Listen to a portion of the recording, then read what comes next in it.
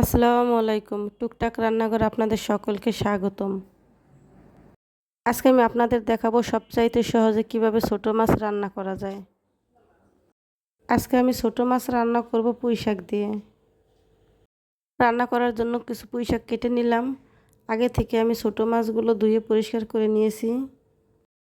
এখন এই মাছের মধ্যে এক এক করে আমি সবগুলো উপকরণ দিয়ে দেব।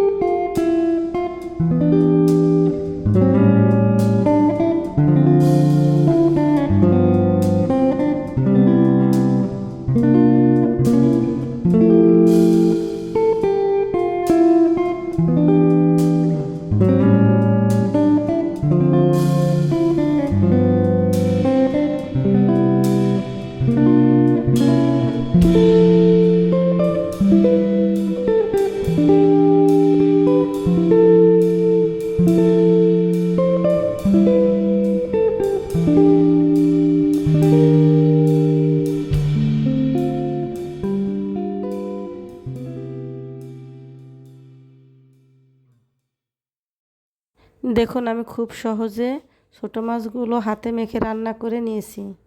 ছোট মাছ এভাবে রান্না করলে খেতেও খুব সুস্বাদু হয়।